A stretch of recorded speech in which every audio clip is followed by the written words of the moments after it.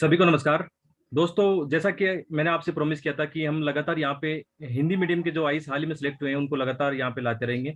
और आज हमारे साथ मेहमान है गिरधारी लाल जी मीना, जिनकी आईएएस में इस साल 387 रैंक आई है। और लास्ट टाइम भी गिरधारी जी का सिलेक्शन हुआ था, जिसमें गिरधारी जी को आईआरएस सर्विस मिली थी। तो सबसे पहले गिरधारी जी, आपको बहुत बहुत बधाइयाँ और आपका स्वागत है। धन्यवाद धर्मेंद्र भाई, धन्यवाद, बहुत बहुत धन्यवाद। हाँ, गिरधारी जी, सबसे पहले अपना ये क्वेश्चन है कि आप अपने बारे में बताइए। जी, मैं राजस्थान के सवाई माधोपुर जिले से बिलोंग करता हूँ। और जो मेरी एजुकेशन हुई थी वो जैसे गांव के गवर्नमेंट स्कूल से हुई। उसके हाँ। बाद मैंने अपनी जो ग्रेजुएशन है, पोस्ट ग्रेजुएशन है, जो राजस्थान इंस्टीट्यूट से रहकर यहाँ की थी। हाँ। मेरा जो पोस्ट ग्रेजुएशन का सब्जेक्ट था वो हिस्ट्री था। हाँ। उसके बाद मैं दिल्ली चला गया तैयारी करने के लिए और मैंने वहाँ तैयारी की। हाँ। बिल्कुल भाई। इसमें सबसे इंपॉर्टेंट चीज ये रहता है हिंदी मीडियम को लेकर कि यार सही गाइडेंस नहीं मिल पाता, लेकिन आपका एग्जाम्पल बहुत शानदार है कि आप एक सामान्य स्कूल से पढ़कर आप आगे बढ़े हो। और एक आपके जैसे कॉलेज भी, आप राजस्थान कॉलेज जयपुर से पढ़े हो, तो एक हम एक सामान्य कॉलेज ही कह सकते हैं। और लगातार आपने इंटरव्यू दिया है, फिर 2 बार आपने आईएएस में सफलता प्राप्त की है। तो मतलब हिंदी मीडियम के लिए एक शानदार आप प्रेरणा स्रोत रहे हैं और आगे भी मतलब अच्छा काम करते रहेंगे। बाकी सबसे इंपॉर्टेंट चीज है, जैसे आपका हिस्ट्री ऑप्शन सब्जेक्ट है, तो आप हिस्ट्री सब्जेक्ट की पूरी स्ट्रेटेजी के बारे में बच्चों को बता सकते हैं। आपने कहाँ से कोचिंग की, नोट्स और टेस्ट सीरीज का इसमें क्या रोल है? जी, ऑप्शनल है जो आपकी रैंक में डिसाइडिंग फैक्टर होता है कि आप में ऑप्शनल में आपके नंबर अच्छे आए तो रैंकिंग हाँ। आपकी अच्छी आ सकती है। हाँ। अब जैसे हिंदी मीडियम में दो या तीन चार ऑप्शनल ही हैं ज्यादातर जो अभी ठीक मार्क्स आते हैं उनमें। हाँ। हाँ। बाकी तो इंग्लिश मीडियम में जनरली होते हैं ऑप्शनल। जैसे हिंदी मीडियम में है, हिस्ट्री हाँ। है, हिंदी लिटरेचर है, हाँ। हाँ। पॉलिटिकल साइंस है, एक दो और है। हाँ। अब जैसे हिंदी हिंदी अभी थोड़ा ज्यादा मार्क्स आते हैं तो लोग अभी उस तरफ ज्यादा जा रहे हैं। हाँ। और दूसरा सब्जेक्ट है हिस्ट्री है। हिस्ट्री जो अब चला आ रहा है उसमें अभी भी अच्छे मार्क्स आते हैं और हिस्ट्री बहुत अच्छा विषय है। हम्म। मैंने हिस्ट्री इसलिए लिया कि मेरे ग्रेजुएशन में था, मैंने पीजी भी इसी किया था, नेट जीआर भी कर रखा था, तो मैंने हम्म। हिस्ट्री ऑप्शनल चुना। अब जैसे हिस्ट्री ऑप्शनल की स्ट्रेटजी की बात करूं तो सबसे पहले तो आपको कोई भी नोट्स पढ़ने हैं या बुक्स पढ़नी है वो पढ़ना होगा। जैसे हाँ। मैं अपनी खुद की बताऊं तो मैंने जो मणिकांत सर के प्रिंटेड नोट्स आते हैं हाँ। वो मैंने पढ़े थे खुद से। हाँ। क्योंकि उसमें कुछ अच्छे से कोटेशन थे जिनको आप इंट्रो में यूज कर सकते हो, कंक्लूजन में यूज कर सकते हो। और हाँ। अच्छे अच्छे फैक्ट्स थे जो साइंटिफिक बेस्ड थे, वो फैक्ट्स थे। हम्म। तो उनका यूज किया जा सकता है। साथ ही आप जैसे आपने कहीं भी, और फिर ये नोट्स पढ़ने के बाद आप जो टेक्स्ट बुक्स होती है वो पढ़ सकते हो। हाँ। जैसे मॉडर्न हिस्ट्री के लिए आपको पढ़ना हो शेखर बंदोपाध्याय है। हाँ। और वर्ल्ड हिस्ट्री के लिए आपको नॉर्मल न्यूज की आती है वो हिंदी में मिल जाएगी, तो वो पढ़ सकते हो आप। हम्म। और मिडाइवल के लिए सतीश चंद्रा की दो बुक्स आती, दो पार्ट आते हैं, उनको पढ़ हाँ। सकते हो। और जो हाँ। हाँ। एंशियंट है उसमें उपिंदर सिंह की आती है जो मध्यकाल, पूर्व मध्यकाल और प्राचीन भारत दोनों को कवर करता है, तो वो बहुत अच्छी बुक है। लेकिन हाँ। उसमें कुछ सेलेक्टिव पार्ट पढ़ना होता है आपको, बाकी वो पूरी बुक्स नहीं पढ़नी होती है। तो हाँ। ये जो टेक्स्ट बुक्स मैंने फॉलो की थी वो थी। हाँ। हाँ। और उसमें एक मैप का पार्ट भी आता है। मैप के लिए मैंने एक सेल्फ स्टडी हिस्ट्री नाम से एक साइट है, हाँ। उसकी बुकलेट निकलती है, हम्म। उसको पढ़ा था मैंने। उसमें लोकेशन भी अच्छी थी, लोकेशन की डिस्क्रिप्शन होता है वो भी अच्छा था, तो मैंने वो फॉलो किया था। हाँ। हाँ। ये ये तो रही जो हिस्ट्री ऑप्शन के लिए पढ़ने की कि क्या कंटेंट होना चाहिए, ये बेस है। हाँ। बाकी इसके बाद आपको एक टेस्ट सीरीज ज्वाइन कर ली चाहिए, जो भी आपको अच्छी लगे वो हाँ। आप मेरे हिसाब से ठीक है। जैसे मैंने सियांता जो दृष्टि में है वहां पे हाँ। हिस्ट्री की टेस्ट सीरीज ज्वाइन की थी। हाँ। हाँ। हिस्ट्री आप टेस्ट सीरीज ज्वाइन करते हो तो आप खुद को एक्सप्रेस कर पाते हो कि क्वेश्चन की डिमांड क्या है, आपको क्या लिखना होता है, क्या पूछा है, आप फ्लो चार्ट, डायग्राम, मैप उनका कैसे यूज कर सकते हो। हम्म। और जो पूछा है टू द पॉइंट कैसे लिखना होता है, आपकी टाइम बाउंडिंग प्रेस जो परफॉर्मेंस है कि आप हमको ये क्वेश्चन इतने टाइम में लिखना है, तो आप हाँ। उसको हाँ। लिख सकते हो। तो हाँ। हाँ। टेस्ट सीरीज से ये फायदे होते हैं। हम्म। बाकी ये जो मोटी मोटी बात है ये हिस्ट्री ऑप्शनल के लिए है। कुछ चीजें आप करनी चाहिए हिस्ट्री ऑप्शनल में आगे पढ़ाई करते टाइम। ये हाँ। तो, पहली तो ये है कि जो सोर्स रिवाइज करना है हाँ। हम्म। कि और सोर्सेज लिमिटेड रखने हैं। हम्म। दूसरी बात ये है कि आपको मैथ वाला जो सेक्शन होता है उस पर फोकस करना जरूरी है, क्योंकि उसको 50 नंबर का आप अच्छे से मेहनत करोगे तो उसमें लगभग 40 तक भी आप अचीव कर सकते हो, जो हम्म। बहुत अच्छा मार्क्स होता है। हाँ। हाँ। और मैप वाले सेक्शन की बात ये होती है कि उसमें लगभग 12-13 साइड तो जो पास्ट रिपीट होती है, बट जो मेन मेन साइड्स होती है वो रिपीट होती है। तो आपके लिए पॉजिटिव रहता है कि आप उनको प्रिपेयर कर लो, तो आपके लिए फायदा रहता है।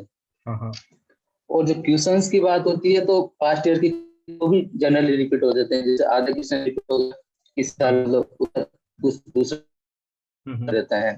तो यदि आपने पास्ट ईयर क्वेश्चन एक बार देख लिया, उनको माइंड में फ्रेम कर लिया कि इसका आंसर क्या हो सकता है, इसमें कौन सा फ्लो चार्ट आ सकता है, कौन सा डायग्राम आ सकता है, क्या मैप बन सकता है, ये आपके लिए फायदेमंद रहेगा। ये 3-4 चीजें जो आपको हिस्ट्री ऑप्शनल की तैयारी करते समय ध्यान रखना चाहिए। हाँ हाँ बिल्कुल। हाँ, एक इसमें सबसे इम्पोर्टेंट चीज हिंदी मीडियम वालों को ये रहता है कि यार आप मीडियम को मतलब चेंज करना चाहिए या नहीं करना चाहिए, इंग्लिश मीडियम लेना शुरू में ठीक रहता है क्या? तो इसके बारे में आपकी क्या राय है?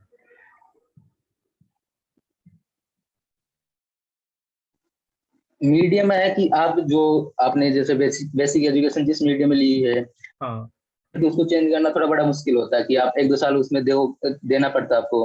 हाँ और हाँ फिर भी मान लो आपको फिर वापस उसी मीडियम में आना होता है, तो हाँ ये हाँ थोड़ा दिक्कत हो सकता है। यदि आपको लगता है कि आप दूसरे मीडियम में जाने के लिए हाँ तो हाँ कोई दिक्कत नहीं होगी, तो हाँ। आप इंग्लिश में जा सकते हो, वैसे कोई दिक्कत नहीं है। यदि हम्म। आपको लगता है कि आपको वहाँ दिक्कत होगी, आप टाइम लगाओ, उससे अच्छा है कि आप हिंदी मीडियम में रहकर थोड़ा ढंग से कंटेंट पढ़ सको, अच्छे से एक्सप्रेस करो और आंसर राइटिंग फोकस कर सको, तो हाँ हाँ बेटर रहेगा मेरे हिसाब से। हाँ हाँ। एक इसमें जैसे विशेषकर प्री के लिए मैं आपको पूछना जी चाहूंगा, जी। अभी प्री पास में है, तो प्री के लिए आप न्यू स्टूडेंट को मतलब इस समय क्या गाइड कर सकते हो?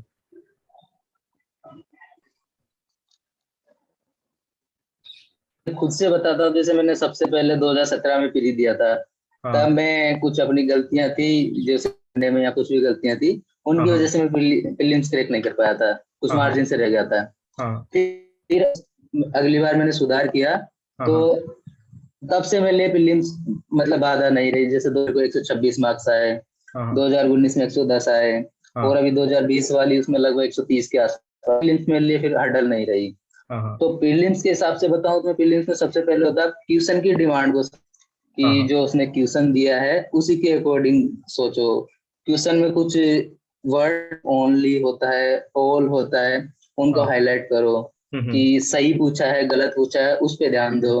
हाँ हाँ। क्वेश्चन को मतलब ढंग से पढ़ना होता है, सबसे पहली बात यही होती है आपकी। और जो एक कि आपको टाइम बाउंड मैंने उसको फॉलो पूरा करना होता है। कुछ लोगों का पेपर छूट जाता है, कुछ लोग ओमार नहीं भर पाते, ये कुछ को ध्यान रखना है। हाँ हाँ अब क्वेश्चन करते समय ये ध्यान रखना कि जैसे आपको 4 ऑप्शन दिया हुआ है, तो हाँ आपको देखो, यदि आपको लग रहा है कि पहला ऑप्शन सही है या गलत है, हाँ तो उसके हिसाब से ऑप्शन हटाओ कि पहला ऑप्शन सही है, कौन से ऑप्शन हट रहे हैं, हाँ या हाँ। पहला ऑप्शन गलत है, इससे कौन कौन से हट रहे हैं। मतलब हम्म जो ऑप्शन एलिमिनेशन का मेथड होता है वो सब इसी से आपको मार्क्स मिलते हैं। कुछ हम्म क्वेश्चंस होते हैं जो आपको नहीं पता होते हैं, फिर भी इस मेथड से आराम से हो जाते हैं। हम्म। फिर आपको 110 या 120 के बाद जो मार्क्स आएंगे इसी मेथड से आएंगे, क्योंकि पढ़ने की बात है, सभी लोग पढ़ते हैं, जो एवरेज लगे रहते हैं सभी चीजें पढ़ते हैं, हाँ लेकिन हाँ जो मेथड होता है सोल्व करने का वो अलग हो, थोड़ा सा इस टाइप का हो, तो हाँ आपको अच्छे मार्क्स आ सकते हैं। हाँ बिल्कुल। अब प्रीलिम्स में अभी बचे हैं 10-12 दिन बचे हैं, हम्म। तो यही है कि करंट को रिवाइज करो। एडिशनल है, जैसे मॉडर्न हिस्ट्री हुआ, इन्वायरमेंट हुआ, साइंस टेक हुआ, और हाँ जो हाँ पॉलिटी का सेक्शन पे तो थोड़ा ज्यादा फोकस करो कि इनका रिवीजन अच्छे से हुआ, तो इनमें आपको ज्यादा चीजें याद रहेगी, तो ज्यादा क्वेश्चन सही हो सकते हैं। हाँ हाँ बिल्कुल। और दूसरी बात है, आप मॉक टेस्ट सोल्व करो कि आपको ओवरऑल पता रहे कि क्वेश्चन क्वेश्चन कैसे सोल्व करना है, क्या कर सकता है। ऑप्शन एलिमिनेशन के मेथड पर सबसे ज्यादा ध्यान देना और उसी पे आगे। हाँ हाँ। जी लास्ट में आप अपनी तरफ से एस्पिरेंट को कुछ भी कहना चाहते हो तो बता सकते हो। जी, जो यूपीएससी की प्रिपरेशन है उसमें आपको कई चुनौतियों का सामना करना होता है, और जो नई नई चीजें सीखने को मिलती है। तो सबसे पहले यह है कि आप कंटिन्यूटी बनाए रखें। हाँ जैसे कुछ लोग होते हैं कि 4 दिन ठीक से पढ़ लेते हैं, फिर अगले 3 दिन ब्रेक होता है, तो हाँ इससे मेरे हिसाब से ये तरीका सही नहीं होता। तो आप जितना पढ़ो, जैसे 8 या 10 घंटे जितना भी रोज पढ़ो, हाँ लगातार पढ़ते रहो। और जो पढ़ने का तरीका है वो थोड़ा सही होना चाहिए। कुछ लोग पढ़ते हैं लेकिन उसको रिवाइज नहीं करते हैं। हम्म तो मेरे हिसाब से तरीका ये होना चाहिए कि आप जो चीज पढ़ो उसको आधे या 1 घंटे बाद सोचो कि आपने क्या क्या पढ़ा था, उसमें हाँ से आपको क्या क्या याद आ रहा है। अब जो हम्म चीज आपको याद नहीं आई उसको उसी टाइम थोड़ा सा देख लो, उससे क्या आपको परमानेंट मेमोरी में हो जाएगा वो, तो आपको हाँ बाद में थोड़ा दिक्कत नहीं होगी, और जो रिवाइज करने में आसानी होगा। हाँ और तीसरी बात ये है कि जो डिस्ट्रक्शंस होते हैं, सोशल दायरा होता है, उसको थोड़ा लिमिट में रखना जरूरी होता है। और जो अपनी पढ़ाई है उसको कंटिन्यू रखो, और जो बाहरी चीजें उन पर कम इन्वॉल्व होना चाहिए उनमें। और जो डिस्ट्रक्शन की आप इधर भटक सकते हो इधर भटक सकते हो, उन पर थोड़ा कम, उन पर कम फोकस करो, और जो तैयारी है उसको आगे जारी रखो। बाकी तो सब चीजें हैं जो सबको पता होती है। बाकी निरंतर प्रयास करते रहोगे तो आपको हो सकता है कि आपको एक प्रयास में सफलता नहीं मिले, दूसरे में नहीं मिले, लेकिन जरूर मिलेगी।